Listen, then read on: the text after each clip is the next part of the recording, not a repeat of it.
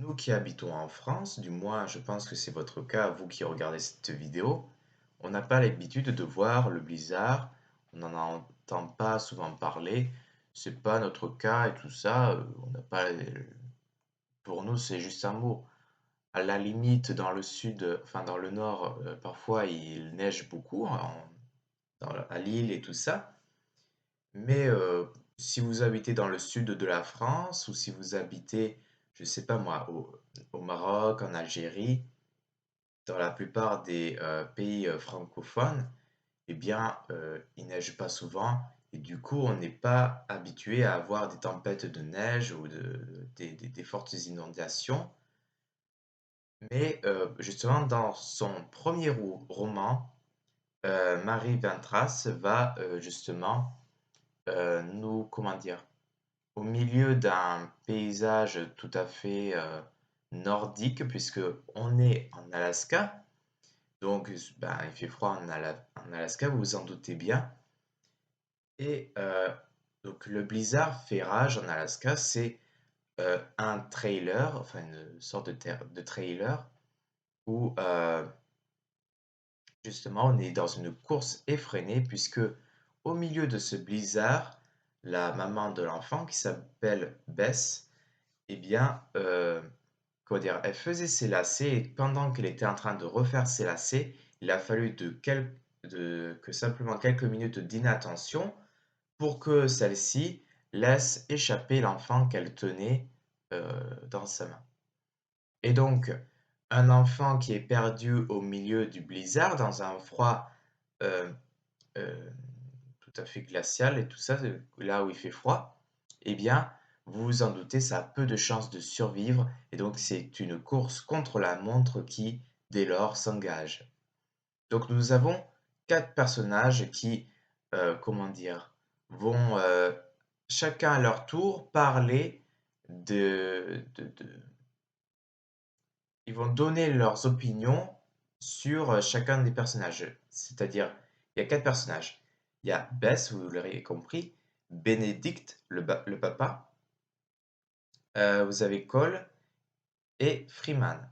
Donc vous avez ces quatre personnages-là qui, tour à tour, tout au long du roman, vont se donner la parole vis-à-vis de courts chapitres et ils vont donner chacun à leur tour leur point de vue sur chacun des personnages, ce qui va nous permettre de voir euh, quels sont les liens entre eux, quelles sont les tensions, quels sont les conflits qui peuvent exister entre chacun de ces personnages-là. Et résultat, on en apprend bien plus sur chacun d'entre eux euh, grâce à comment dire, à ce genre de choses-là. Résultat, eh bien, il n'y a pas qu'un seul narrateur, il y en a quatre du coup, qui s'expriment tous à la première personne. Enfin, je crois. Je crois pas qu'il y a souvent la marque de la première personne, mais euh, du moins ils parlent pour eux, quoi. Enfin, ils donnent leur avis sur un personnage en particulier, je sais pas moi. Bénédicte va donner son opinion sur Bess, et dans le prochain chapitre, Bess va donner son opinion sur, je sais pas moi, Cole par exemple, et ça va alterner entre ces quatre personnages, euh, ce qui rend le roman toujours attrayant, puisque vous avez toujours quelque chose de nouveau à apprendre, toujours quelque chose pour vous remettre dedans, et j'ai trouvé ça très agréable, enfin très... ouais, j'ai bien aimé. Et donc, je vous propose justement de faire un portrait de chacun des personnages. Donc, euh, mince, ça je vais couper au montage. Alors, commençons tout d'abord par le premier personnage. Bess est une femme mésestimée par le plus grand nombre. On la qualifie volontiers de folle parce qu'elle refuse de se conformer euh, au monde occidental, aux règles normales en fait. D'ailleurs, c'est pour ça qu'elle est en Alaska, qu'elle est dans le pays des Grands Nord, où justement il n'y a personne pour la contredire. Elle fait ce qu'elle veut, quand elle veut, où elle veut. Enfin, Ouais, pas justement où elle veut, mais vous l'avez compris.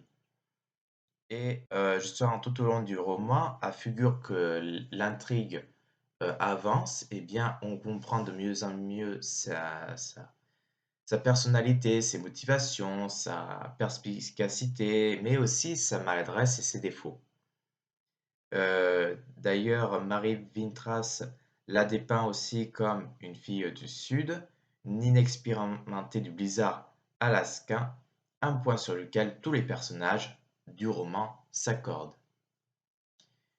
Maintenant, le deuxième personnage, Bénédicte, qui lui est tout à fait l'opposé, enfin, je vais pas dire l'opposé, mais comment dire, il est venu en Alaska parce que lui, il adore l'Alaska, tout simplement.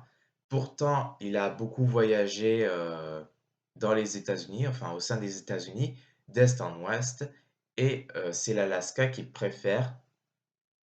Il préfère de loin l'Alaska.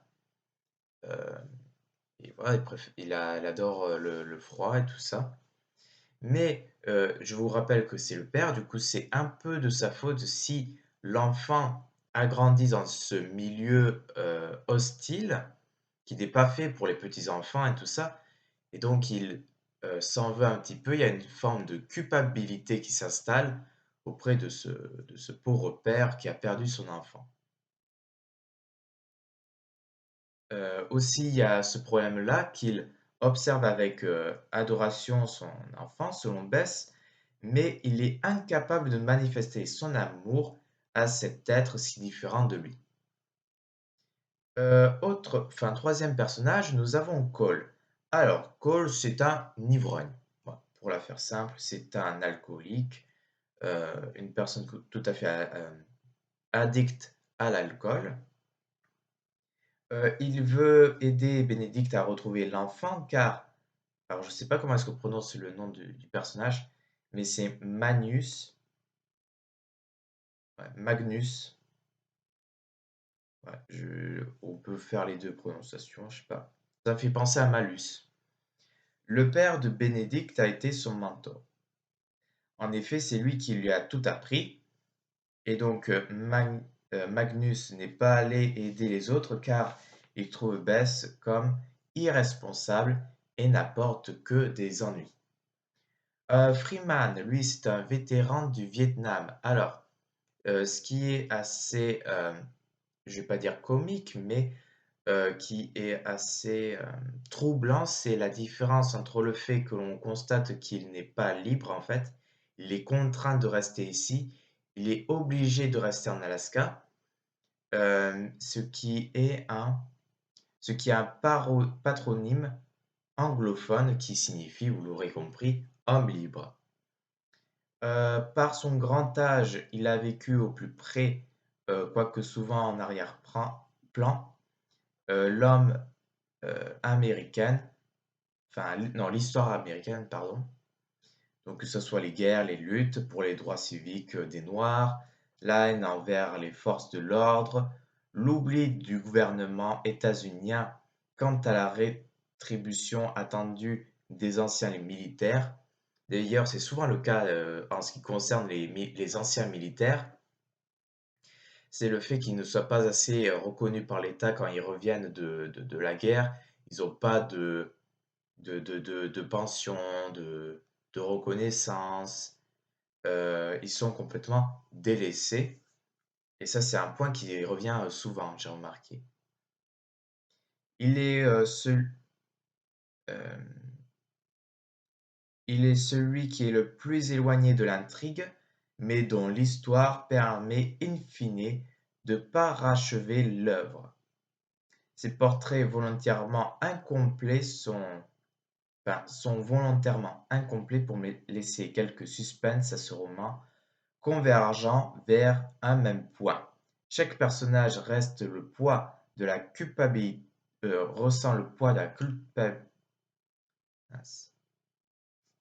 Chaque personnage, Chaque personnage ressent le poids de la culpabilité et voudrait s'en émanciper.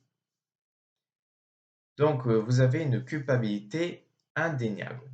Marie Vintras met progressivement à jour cette culpabilité ressentie par sa personnage principal, par ces personnages principaux en exposant leurs obsessions, choisissant de montrer impression par impression chacune des facettes de leur personnalité. Ainsi, ces derniers énoncent leur vérité par vagues successives, par flux et reflux, lancent une info qui ne sera détaillée que plus tard. Alors ça, c'est un point que vous pouvez aimer ou non. C'est le fait que, ouais, que chaque information est détaillée plus tard, comme je l'ai écrit.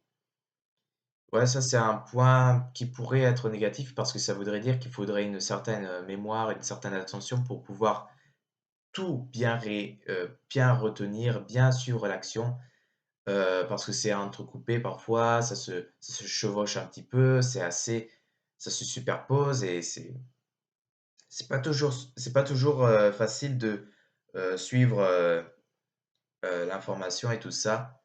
Voilà. Donc la vérité de ces personnages se recoupe du reste avec celle des autres, des êtres qui donnent aussi leur version et ou opinion sur les événements qui sont relatés.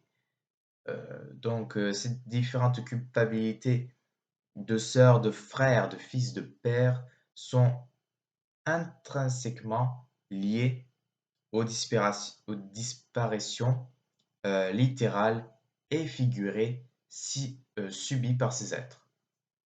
Éprouvés par la vie, tous se considèrent responsables de leur perte, responsables par action ou par omission de leur malheur.